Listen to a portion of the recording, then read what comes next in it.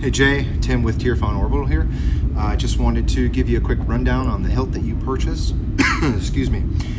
Before I get it get it shipped to you, just like to go over just a quick rundown, into what's been put into the saber, what kind of work was done on it, and how to use it, etc., etc.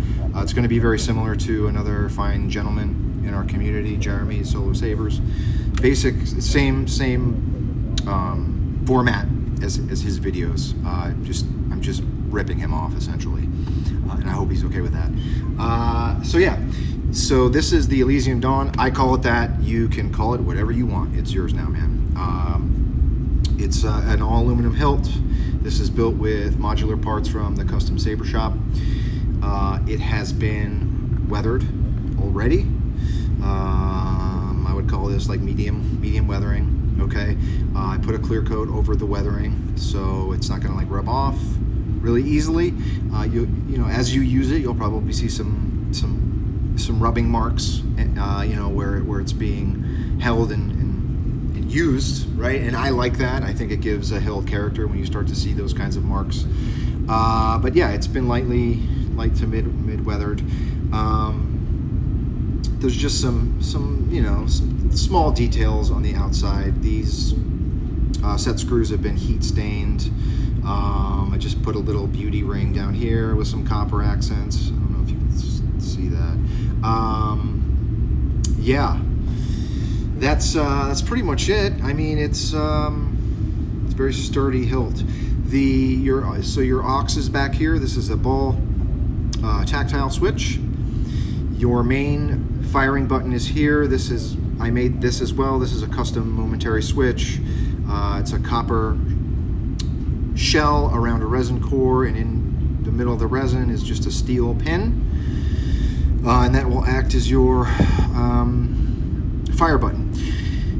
The hilt is in 3 parts. Okay, so here you've got your crystal chamber and emitter piece. This is all one piece. These don't come unscrewed. Okay, your handle section, pommel. Handle comes unscrewed. Pommel can also unscrew, and I'll go over that in a second. So I'll just let's take the handle off. Okay. So this is a resin chassis.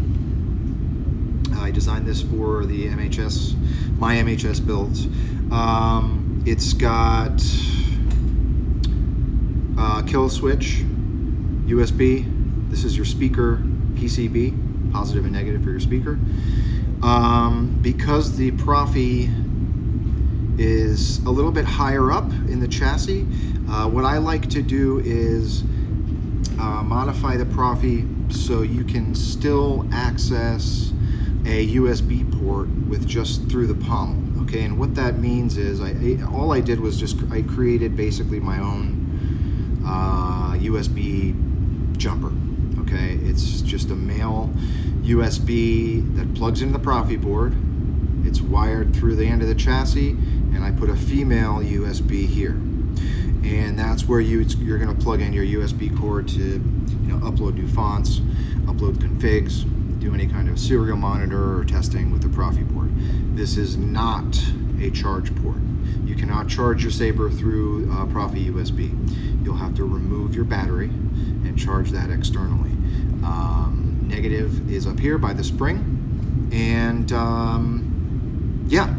this is just a Proffi cover. It's not necessary. You don't need it to be on there. I just kind of like to do those out of resin. It looks kind of gives it a little flair. So yeah, the hilt screws on. Okay. So the reason I did that with the USB extension is because you can, when you want to work on your Saber, upload a new config, get new fonts on there, all you have to do is unscrew the speaker. Okay, speaker pommel, and this is a speaker pod. There's a 28mm Smuggler's Outpost bass speaker in here, and that's held in with a small brass set screw here. Should never need to unscrew that.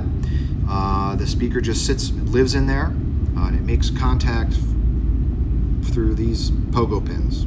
Okay, but if you want to easily access your card or do any kind of troubleshooting, just unscrew that. Bomb. What else? Let's go over the crystal chamber. So this has got a viewable crystal chamber in it. Crystal chambers are my passion. You know, it's my favorite part of any build. I try to make each one unique, especially if it's going to be viewable without having to unscrew the handle or anything. So this has got an amethyst crystal in it.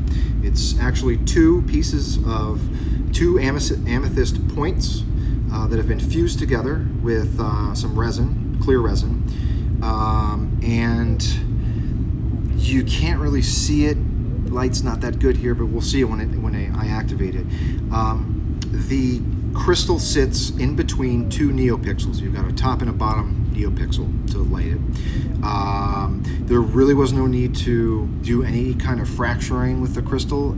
Amethyst crystals are already a little bit cloudy, and I didn't want to get crazy with fracturing. This one, I like to do that with the clear crystals because it just helps with light dissipation and gives it a cool look. So, but that wasn't necessary here. Now, the crystal, it's floating. It's a floating crystal setup. I like to do those in that, I mean, it's not, obviously, it's not literally floating, but a lot of times you'll see a crystal that sits in a holder. My crystals are held in place with a lot of the pins that you see in the crystal chamber. So, for example, I fabricate some nickel wound and copper pins that come from the top and the bottom of the crystal chamber and angle in to hold that crystal in place. And they're epoxied up on the top and bottom housing of the crystal chamber, and then they just kind of they're pressure fitting into the crystal. So it's secure. I mean, it's not going anywhere, obviously. So there's some main pins that hold that crystal there, and then there's a bunch of decorative stuff around it. There's some steel, copper, brass. There's a little bit of gold in there, and there's a little bit of platinum in there. They're just, I mean, it's just I use old parts, okay, that I find, and decorate it that way. All of the steel pieces in here have been heat stained to make it look like, you know, the crystal's been used and it's, you know, it's dissipating heat. What else?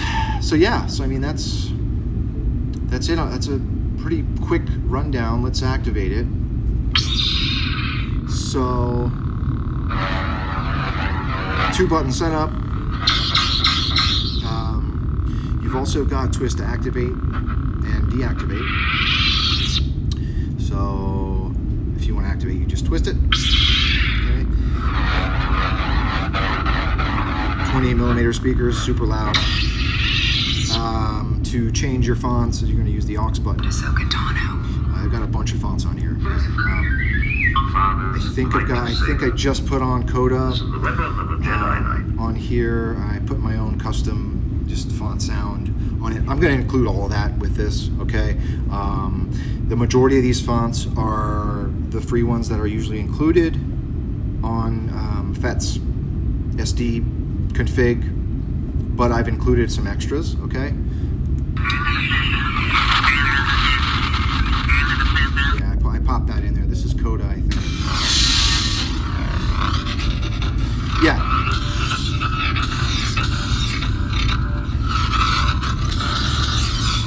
So yeah.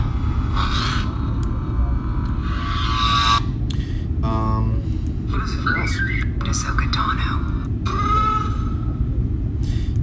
I'm Cal Kestis. Lord Vader. Yeah, there's a bunch on here. I'm a Jedi. I'm trying to get one that show off the crystal chamber. What is it? I don't know if you can see. The weapon of a Jedi Knight. It's hard to see with this camera. It's not very. But yeah, I mean, Nice, unique crystal chamber. I wrote that into the config so that it looks like it's cooling down after you retract the blade. And yeah, that's your new hilt, man. You mentioned that this is your first custom. I am honored that you chose me to do your first custom and to purchase your first custom from me. I'm very honored, and I appreciate the support, man. So what this is going to look like is I'm going to get this in the mail either today or tomorrow. It's going to be slingshot FTL style from our space station in orbit above Tierfon. You'll get an email when it hits the atmosphere, and when it hits your atmosphere. It's being shipped in an airtight shipping tube. It's going to look a little weathered and worn when you get it. That's totally normal. Entering Earth's atmosphere is a little chaotic for the shipping container, but don't worry, the internals will be fine. They're packaged very, very securely, very safely. So we just like to do that. We like to do a little different here, just so you get the full experience. So yeah, I'll let you know when it ships. And again, thanks for the support, man. I really appreciate it. Have a good one.